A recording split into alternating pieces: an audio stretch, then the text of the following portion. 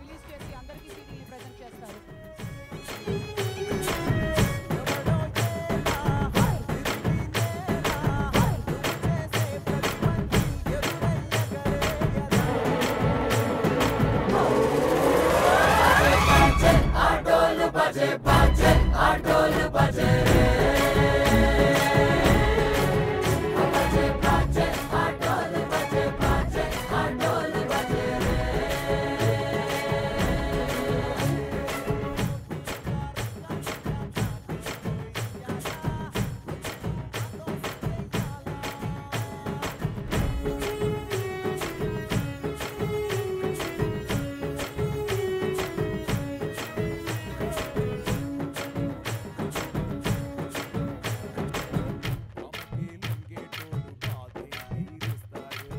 ప్రేమకే పొంగాడంటే ప్రాణం బదులిస్తాడు. యుద్ధంలో రథం కోలి నీతిని గెలిపించాడు. తెల్లని మనసున్నోడు అందరికీ అయినోడు. I feel so good, so fortunate to be starting off as a producer with Gopala, working with an experienced producer like Suresh Garu, a great learning experience, excellent work by Dolly, foot tapping music by Anup, finest teamwork from all the technicians, and I'm glad to be a part of this project. It was truly a privilege to be in a project which has two of the finest artists of our times, Venkatesh Garu and Pawan Kalyan Garu. Venkatesh Garu is a delight to work with, very talented, understanding and accommodative. And coming to Pawan Kalyan Garu,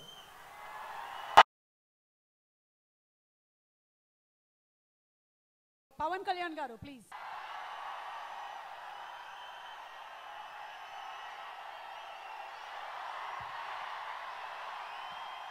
వదలలేదు, ఇంకా ఉంది. ఇక్కడికి వచ్చిన మీ అందరికీ పేరు పేరున ప్రతి ఒక్కరికి నా హృదయపూర్వక నమస్కారం. గోపాల సినిమా సంబంధించినంత వరకు మీకు నాకు మీరు చూపించే ప్రేమ, మీరు చూపించే బంధం, మీరు చూపించే అనుబంధం, నేను దాని గురించి మాట్లాడాల్సిన సినిమా కంటే కూడా ముఖ్యంగా ఉంది. చిన్నప్పటి నుంచి నాకు ఏం అవ్వాలో తెలిసేది కాదు. ఏమవ్వాలి, మా అమ్మ అడిగినా అన్నయ్యలు అడిగినా ఏమవుతారా అంటే నాకు అర్థమయ్యేది కాదు ఏమవ్వాలి. కొన్ని అలాగని చాలా గొప్పగా చదువుకున్నానంటే అంత తెలివితేటలు కూడా లేవు. కానీ నాకు ఆలోచన అలా ఉండేది, ఒక భగవంతుడు అంటే భయం ఉండేది, దేవుడు అంటే చాలా భయం నాకు. సో నాకు ఏమవ్వాలో తెలియక ఒకసారి నేను నా ఫ్రెండ్ ఆనంద్ సాయి అని ఇప్పుడు ఆర్ట్ డైరెక్టరు, మేమిద్దరం జీవితంలో ఏమవ్వాలో తెలియక భగవంతుడి దారిలోకి వెళ్ళిపోయి ఇద్దరం శ్రీశైలం అడవుల్లోకి పారిపోదాం అనుకున్నాం. అంటే నేను ఈ ప్రపంచంలో ఏమడలేము, ఇది మనకు సంబంధించిన ప్రపంచం కాదు, మనం ఎక్కడో దూరాన్న అడవుల్లో ఉండాలని ఇలా అనుకుని, అలా అనుకున్నప్పుడు బ్యాగ్స్ అన్ని రెడీ చేసుకున్నాం నేను నా ఫ్రెండ్ ఆనంద్ సాయి ఇద్దరం. ఇంట్లోకి ఎవరు చెప్పలేదు, పారిపోదాం డిసైడ్ చేసుకున్న టైంలో అప్పుడు అన్నయ్య హైదరాబాద్లో ఉండేవారు. అన్నయ్య ఫోన్ చేశారు, ఎందుకో పారిపోదాం అనుకున్నాడు, ఎందుకు ఒక్క లాస్ట్ ఫోన్ అటెండ్ అవుదాం అని చెప్పేసి ఆ ఫోన్ తీసుకున్నా. రే ఎక్కడున్నావు అన్నాడు. అన్నయ్య నేను ఇక్కడే ఉన్నాను. ఏం చేస్తున్నావు? ఏం లేదన్నా, అదే అని కొంచెం నవ్వులుతా ఉన్నాను. నవ్వులుతుంటే రేపు పొద్దున్న బయలుదేరి హైదరాబాద్కి వచ్చేసా అన్నారు. నా ఫ్రెండ్ ఆనంద్ సాయిని ఇంట్లో గొడవ పెట్టుకుని వచ్చేస్తే వాడిని వదిలేసి నేను హైదరాబాద్ వెళ్ళిపోయాను. నేను హైదరాబాద్కి వెళ్ళి నేను చేసింది ఏంటంటే ఏదో ధ్యానం నేర్చుకున్నాను. నాకెవరో దీక్ష ఇచ్చారు. నాకు ఆ ధ్యానంలో పడిపోయి, ఆ యోగాసనంలో పడిపోయి నాకు మొత్తం వదిలేశాను. కానీ ఇలాగ నేను ఎక్కువ యోగాసనాలు తర్వాత ఈ ధ్యానంలో పడిపోయి అసలు టోటల్గా పని అనేది మానేశాను. నేను ఏం అవ్వాలి ఇవన్నీ తెలియకుండా ఎంతసేపు ఆసనాలు ఆ ధ్యానం ఇవన్నీ ఉండిపోతే ఒకరోజు అన్నయ్య పిలిచి అడిగారు. నేను అన్నయ్యకి బాగా మంచి కథలు చెప్పేవాడిని. అన్నయ్య యోగా చేస్తే ఇలా ఉంటుంది, ధ్యానం చేస్తే ఇలా ఉంటుంది అని అంటే అన్నయ్య పొద్దున్న లేచినప్పటి నుంచి విపరీతంగా కష్టపడేవాళ్ళు, దెబ్బలు కొట్టుకొని వచ్చేవాళ్ళు. నేనే అక్కడ దూరంగా కూర్చొని ధ్యానం ఆసనాలు అవి చేసేవాడిని. అన్నయ్య ఒకరోజు నేను ఇలాగే సలహాలు ఇస్తూ ఉంటాను అన్నయ్యకి. అన్నయ్య అన్నాడు, అరే నీకు బాగా కష్టపడే అన్నయ్య ఒకడు ఉన్నాడు, పెట్టే వదిన ఉంది, సో నువ్వు ఎన్ని కథలేని చెప్తావు అన్నా.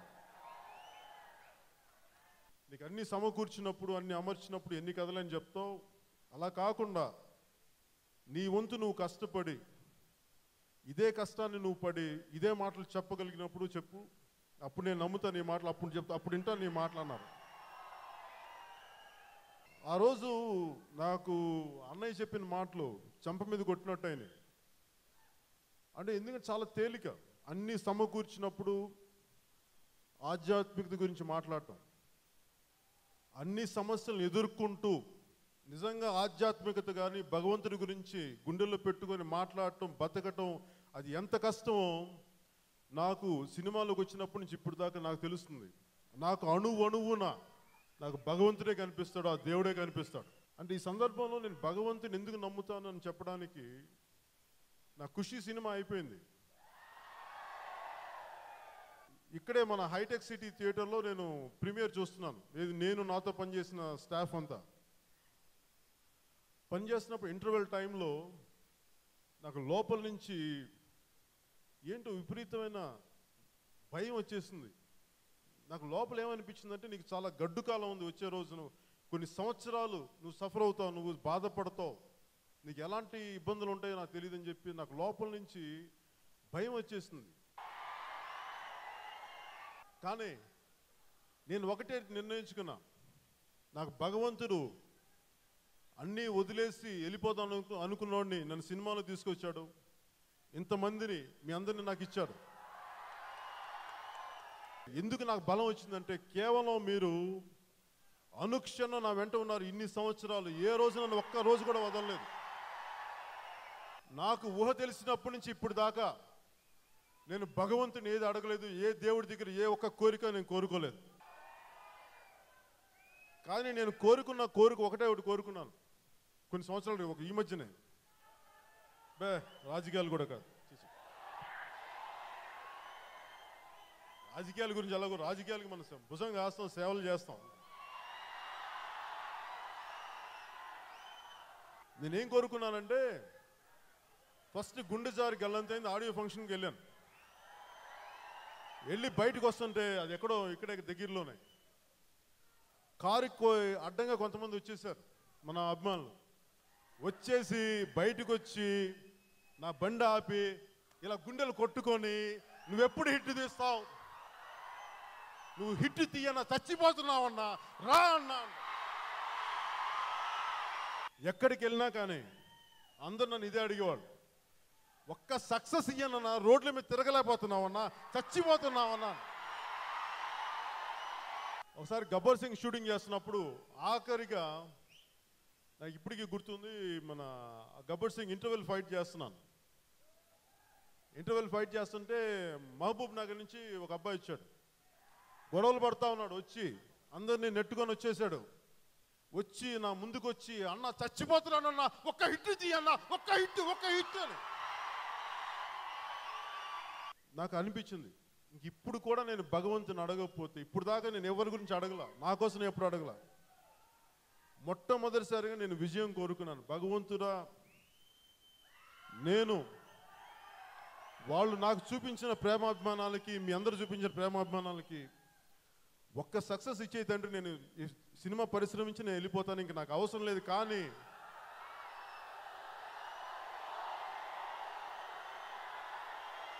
నేను ఇప్పుడు దాకా కోరుకున్న ఒకే ఒక కోరిక, మీ అందరి కోసం ఒక్క సినిమా సక్సెస్ కావాలని కోరుకున్నాను.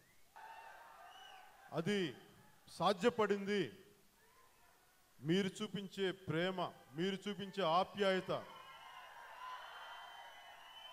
భగవంతుడు నమ్ముతాను, కానీ భగవంతుడు జీవితంలో సమస్యల నుంచి పారిపోవడం నాకు చేత కాదు, సమస్యల నుంచి పారిపోవడం నాకు తెలియదు. ఎదుర్కోవడమే తెలుసు. దాంట్లో అపజయం రావచ్చు, విజయాలు రావచ్చు, ఏదైనా రావచ్చు, కానీ వెన్ను చూపడం మటుకు నాకు తెలియదు. నేను ఆ రోజు మా అన్నయ్య గారు నా చెంప మీద కొట్టినట్టు ఎంత మాట్లాడారో నాకు కనువిప్పు చేశారు ఆ రోజున. ఆ రోజు నుంచి పట్టుకున్న ఆలోచన ఈ రోజు వరకు, ముందు ముందు కూడా, నా ఆఖరి శ్వాస వరకు కూడా వదలను. సభాముఖంగా మీ అందరి ముందు అన్నయ్య గారికి నేను చెప్తున్నాను, ఇంకా నేను అదే వ్యక్తిని. ఆ రోజు నా లోపల అదే ఆలోచన ఉంది. ఇంకా భగవంతుడి గురించి నేను వదలలేదు. మీరందరూ ఉన్నా, నాకు ఇన్ని విజయాలు వచ్చినా, ఇంత పేరున్నా, కానీ స్టిల్ నేను భగవంతుడి కోసం ఆ విశ్వం ముందు, ఆ భగవంతుడి ముందు నేను ఎప్పుడు మోకరిల్లే ఉంటాను. ఎప్పటికీ ఎప్పటికీ. నాకు సురేష్ గారికి, వెంకటేష్ గారికి నాకు బాగా ఇష్టం. రామానాయుడు గారు అన్న, రామానాయుడు గారు ఎప్పుడు అడిగేవాళ్ళు, నాకు ఒక సినిమా చేసి పెట్టిన, ఎందుకు కుదరలేదు. ఫైనల్గా నాకు ఈ గోపాల ద్వారా కుదిరింది. కానీ అది ఎలాంటి సినిమా అంటే, నాకు వెంకటేష్ గారికి ఆధ్యాత్మిక మీద మాట్లాడుకుంటాం.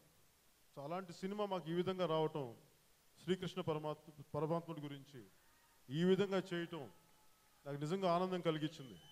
కానీ నాకు నిజంగా భయం కూడా ఉంది. అది నేను భగవంతుడి క్యారెక్టర్ నన్ను అనుకోలేదు. ఎందుకంటే నాకు చాలా భయం.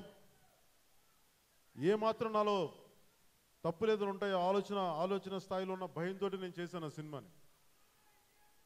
ఒళ్ళు దగ్గర పెట్టుకునే పని చేశాను ఈ సినిమాకి. ఏమాత్రం ఎక్కడ కూడా ఆలోచన స్థాయిలో కూడా చాలా జాగ్రత్తగా పనిచేశాను. ఏదన్నా పొరపాట్లు ఏదైనా ఉంటే దానికి నన్ను మన్నించవలసిందిగా ఆ పరమాత్మ స్వరూపాన్ని నేను కోరుకుంటున్నాను. థ్యాంక్ యూ అండ్ జై హింద్.